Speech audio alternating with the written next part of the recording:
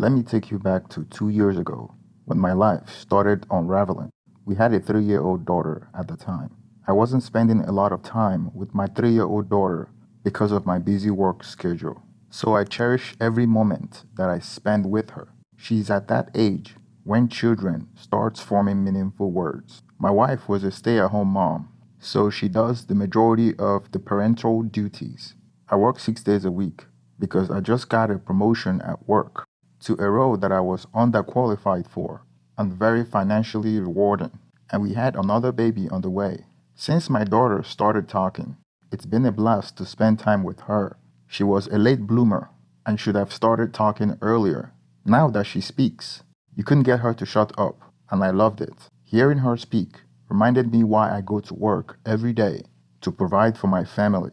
One Sunday evening, I was doing my favorite thing of the week, chilling with my daughter and watching a movie with her and my 6-year-old pit bull.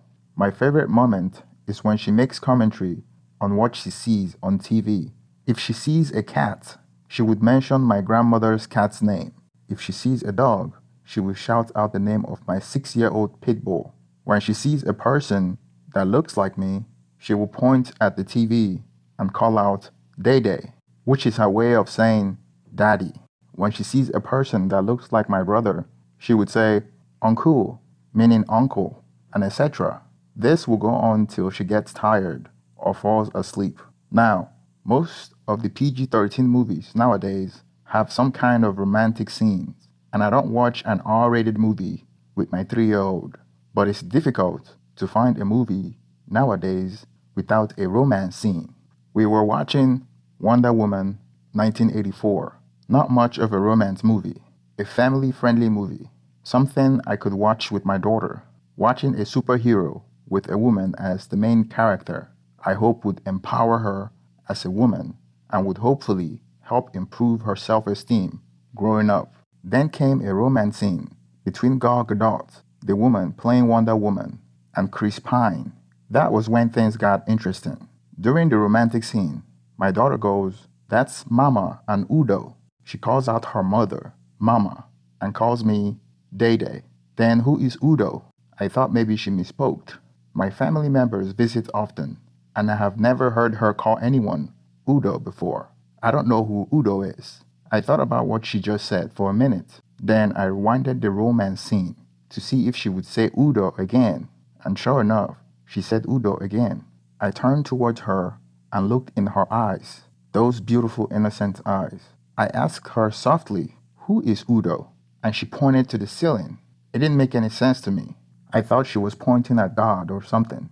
I played a different movie that showed a romantic scene to see if I would get the same reaction from her. And sure enough, my daughter said the same thing. Maybe she's trying to tell me something, but I had no clue what it is. Now, who is Udo was the biggest mystery to me at the time. I know some people may say that you can't trust children's memory or what they say, and I would normally lean towards that. However, that was about the same time I read about a story on the news about a 3-year-old that remembered his past life and identified his murderer. Children can be quite an oracle, especially at that age. I knew it's a different story from mine, where one is about a reincarnation and mine is in the present. But it had a profound effect on me, and I couldn't deny the eerie similarities in age. And the fact that I recently came across that story had me believing that children were oracles. It was surreal, and the greatest mystery was finding out who is Udo. I can't possibly ask my wife who Udo was, because she might lie about it. Back then, I trusted my wife with my life, and I didn't expect anything but honesty from her. About my wife, she was born in the Middle East and came with her family to America when she was a teen. She was raised a Muslim. My parents migrated from the same country as hers, but I was born in the US. We were introduced by family members, so we had a strong family link and support behind our marriage.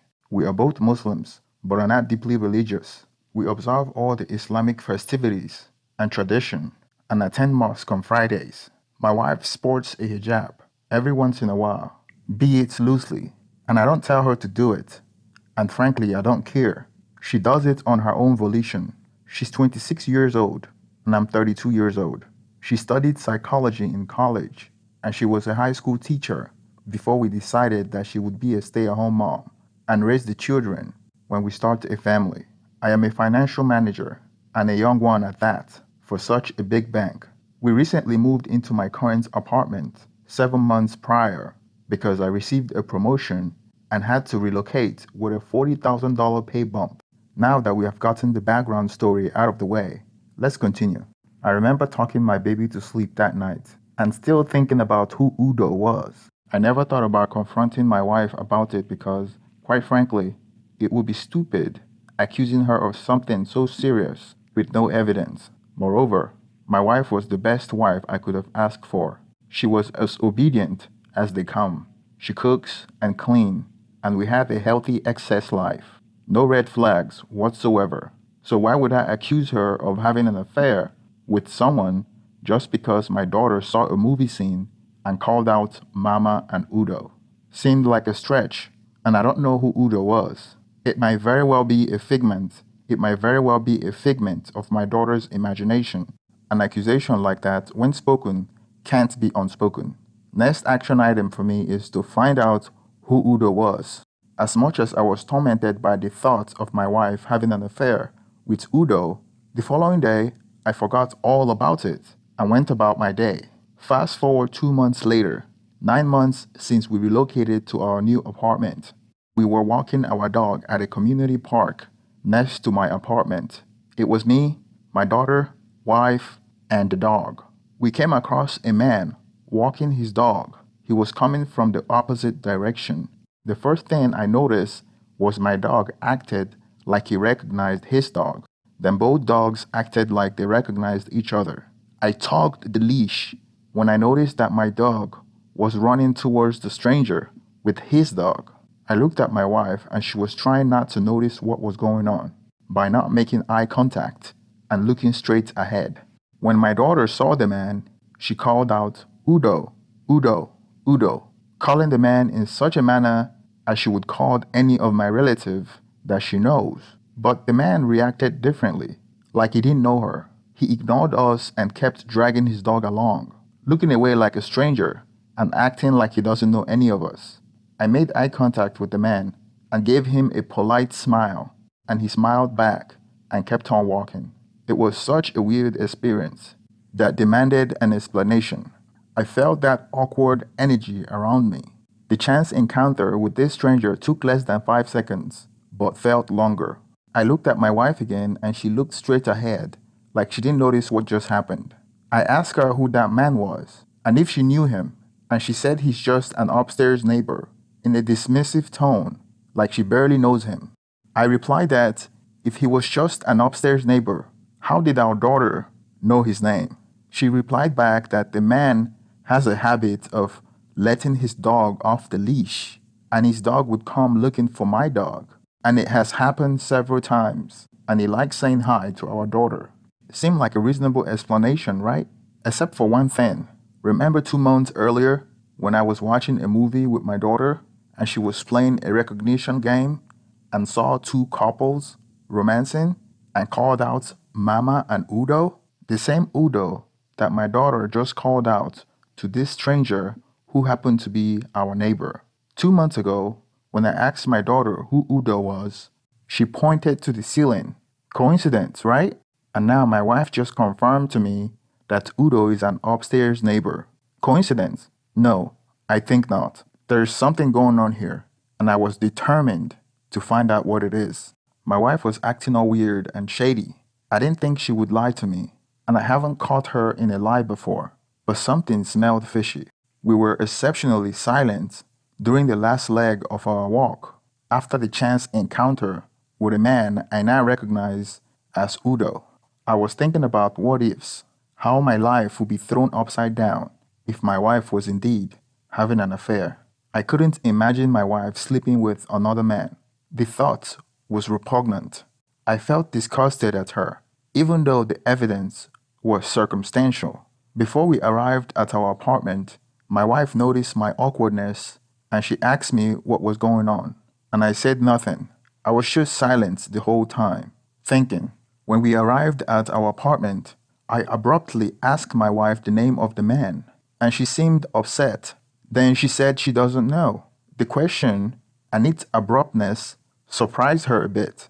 I can tell she knew I suspected something, but it wasn't time to confront her. It was time to collect proof. That was all I thought about the next day. When there is smoke, there is fire. I went online looking for answers. I found forums online and posted my story so I could document it as not to bottle it up inside and to get support. Perhaps I would find someone that has gone through something similar and had a way to find out if my wife is having an affair with Udo. Perhaps someone would tell me that I was crazy and I was about to destroy my family due to paranoia. The first fact I needed to know was his real name, to see if his name is really Udo. Maybe Udo is his dog's name, and in that case, my suspicion will fall apart because Mama can't be romantic with Udo, a dog. Then I know not to take my daughter seriously. Such are the imagination of a 3-year-old child and should not be taken seriously. People on the forum suggested that I hire a private investigator to find out the name of the upstairs neighbor. Since I can't steal his mail or have time to follow him because of my busy schedule, I could take time off work to follow him and find out his movement or what he does for a living. But it would be more convenient to hire a private investigator and less expensive and less emotionally draining to my person. I went online and found a private investigator that specializes in investigating infidelity. I gave him the gate code to my apartment and told him my schedule. His first mission was to find out the name of the upstairs neighbor, where he works, what his schedule was like, and what his relationship was with my wife. First week of investigation was stressful because I had to act normal around my wife and go about my business like nothing was happening. I wanted her guards to be down as not to arouse any suspicion, and I make sure I stay at work longer than usual. I tried not to hate on my wife because I was still in the finding phase, and everything was yet just speculation and circumstantial. After a week, I met the private investigator at a planned location for debriefing, and he told me his findings. He found out the first and last name of the man. His first name is Hugo, and for obvious reason, I can't tell you his last name. He's 36 years old. He told me that the man is a recent divorcee with 2 kids and shared custody with his ex-wife. His wife got the house in the divorce agreement, which was why he lived in our apartment. He had a girlfriend and worked out often. He works at a distribution company as a logistic manager with multiple employees working under him, mostly female employees. The private investigator came with a folder full of pictures of my wife and my daughter in the dog park, sitting on the same bench with Hugo and my daughter while the dogs played around the park. The private investigator said that he witnessed that their interaction was cordial, like friends, but there were no touching, just laughing, no forms of affection that he witnessed. So far, things weren't looking good for my wife. My wife lied that she doesn't know him and she doesn't know his name, but here she was, seen on several photos, chatting with him. Now I have strong reason to conclude that my daughter was right all along. Hugo sounded very much like Udo. The most disturbing part was that my daughter may have witnessed them having sex. It still bothers me till this day. We haven't even done it in front of my daughter, even when she was a few months old, or kiss each other in front of my daughter. Even though I would consider us as having a healthy sex life, I wouldn't say that we are the affectionate type. We leave that in the bedroom. The private investigator asked if I wanted him to continue, and I said I would like to retain him for 2 more weeks to see if he could find out more. I really didn't know what else I wanted him to find out. There's no way he would catch her in public showing affection with him, other than them doing it in my apartment or his. But I was so encouraged by his initial debriefing that I wanted to know more. The following week debriefing, all the private investigator observed was that Hugo seemed to have multiple girlfriends because he saw him going out with 3 different women, and 2 of those women happened to be his employees that worked for him, which is a violation in most companies. He didn't really find any new thing about my wife other than she hangs out with Hugo at the park with my daughter. On the 3rd week, I asked him to look into those women that Hugo was having an affair with to see if they are married. And he came back that one of them was married with kids and the other was single. He wasn't able to find out about the 3rd one. Now I was thinking that this guy, Hugo, is a scumbag. He's bedding other people's wife, abusing his authority at work. Moreover, he's more than likely having excess with my wife. I needed more evidence to confirm that he's having excess with my wife. I have evidence of my wife lying, but I need to know if my wife is endangering my life and exposing me to STDs, or worst, my wife's pregnancy might not even be mine. The private investigator gave me a hidden camera to install in my house and my bedroom, and instructions on how I would monitor it remotely. On the 1st week, I didn't see anything. No sign that Hugo came to my apartment. The 2nd week was the same thing. I wanted to give up before she finds the camera because she cleans the entire house every day. I could use the evidence I already have to confront her and get a divorce for an emotional affair at least. It's weak evidence for infidelity because I only have proof that she's lying to me. I can share what my daughter said, but she would deny it and may resent our daughter, which I don't want. They may be doing it in his apartment, which in that case I wouldn't be able to capture anything, and it would be impossible to have a private investigator sit on the stairs of our apartment building watching my front door all day. I almost gave up hope, but I haven't come this far. I gave it 1 more week, then I hit pay dirt. I had mixed emotion watching it. I was sad and humiliated, and I felt that this 4 months ordeal was over. 11 months after we moved into my apartment, my daughter had been vindicated. When my daughter told me about it 4 months ago, till now, that I have finally caught her red-handed. Here is what I saw on camera. After I went to work, my wife went out to walk the dog with my daughter. After that, they came back home with Hugo. They all walked into my apartment with the dogs. Hugo was behind my wife. My daughter was in front of my wife. Hugo walked from behind her and hugged her from behind, massaging her melons and kissing her neck. Then she turned around and they started making out. The only thing that separates them was her 6-month pregnancy, which could be mine or Hugo's. With this final proof, all I needed to do was to confront her. It didn't go further than kissing and touching. They separated and he left. It broke my heart that this is how she paid me back after I made her a woman. I honored her, I respected her. I never laid hands on her or disrespected her. I provided her with everything she needs, and she couldn't hold her own commitment. She couldn't even give me exclusivity. She endangered my life by having an affair with a man with many partners, exposing me to life-threatening STDs, endangering the life of the only breadwinner in the household. She acted like a dog and deserved everything coming her way. It was time to confront her. When I came home, I asked my wife what was going on between her and Hugo. She denied and acted like she didn't know what I was talking about. But the fear in her eyes gave away what she was hiding in her heart. Her secret is no longer hidden. I showed her the pictures of the 2 of them in the park. That was when she admitted that she knew him, but she didn't want me to know because I may think they have something going. She continued to lie. She said that they were just talking and swearing that nothing actual happened. Then I showed her the hidden camera, then the cries and look of shock and embarrassment.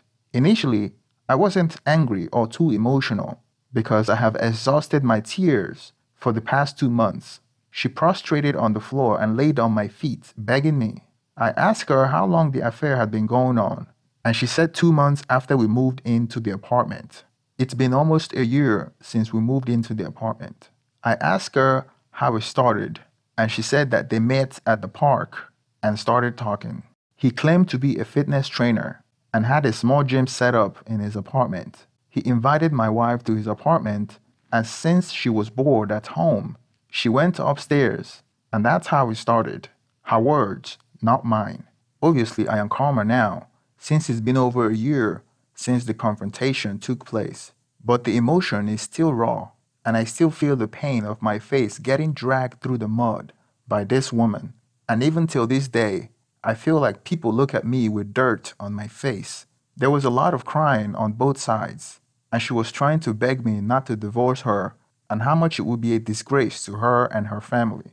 I called her dad and mom in her presence and told them everything that she had done. I was pretty sure her dad would kill her before I do, if he gets his hands on her, because she had disrespected his family as well. That's what I respect about the old school guys from back home. I told my wife that I can't allow her to continue to stay with me in my apartment. I couldn't kick her out the same day. Besides the fact that her name is on the lease, she was pregnant, even though the paternity of the baby is in question. I told her that she would be sleeping in another room till I rented her another apartment. I would pay for her apartment for 3 months while she looks for a job. After 3 months, she will be on her own. Many will want me to kick her out immediately, but I couldn't. It is not easy as that. I need her to look after my daughter till I get a babysitter. I can't afford to miss work or lose concentration because I had a lot of responsibility, you see. At the time, I didn't know who the pregnancy belongs to, so it was a tricky situation. 2 days later, I found her an apartment and had her sign a divorce agreement. We didn't want to spend too much money, so we went through mediation. We were married for 5 years, and she was a stay-at-home mom for 4 years, and she earned significantly less than me when she was working. On the divorce agreement, I was supposed to pay her alimony for 1.5 years. She couldn't go back to her parents or her family members because she was ashamed of what she had done. Pretty much anyone that knew her knew why we got divorced. As for Hugo, we found out that the other woman had a boyfriend as well. So we sent proof of their affair to her husband, the husband of the co-worker with kids, and the boyfriend of the other one that didn't work with him. All got copies of proof of their cheating. We also called the HR department and sent them the pictures as well. We didn't have to remind them that he violated the company policy by sleeping with his subordinates. Luckily, the company that he works for had a policy against that, and he was eventually terminated. I have never spoken to Hugo before, other than the smile exchange during the dog walk, but I was hard at work and spent thousands to ruin his life like he had ruined mine. After I was done with him, he was jobless and moved out of the apartment. I don't know if he knew I was the one pulling the strings. I am sure my ex-wife must have told him something. About 6 months after my daughter told me about Mama and Udo, my ex-wife gave birth. Even though we didn't live together, I was at the hospital to check to see if the baby was mine. Hugo is Hispanic, and people in my country share the same complexion as them, so the baby could easily pass on as mine. We decided to get a paternity test, and the result wasn't available till the next day. No one but me was there for the pregnancy, unlike our daughter, where the whole village was at the hospital, as everyone has basically disowned her. Her last few months of pregnancy was spent in regret and despair. I was the only one there because there was a chance that the baby would be mine. She wanted me to have mercy on her, begging me while on her delivery bed, asking for forgiveness. Up until she went to labor, she was glad to see that I was there. Well, I sent Hugo a letter from the hospital and told him that he has a baby. And guess what he did? He never showed up. Months later, my ex-wife told me that he only started coming when she put him on child support. My ex-wife is now working full-time and living a different life, making a high school teacher wage. I don't know if you will call it difficult, but compared to the life before, I would consider it as such. I have custody of my daughter full-time, even though we have shared custody in the divorce agreement. I have a full-time babysitter. I don't want my daughter staying at her run-down apartment. I don't want my daughter to live a hard life. I make enough and work hard for her to live like a rat. Please don't forget to like and subscribe. Please hit the thumbs up for the algorithm to promote my video. Thank you very much and have a wonderful day.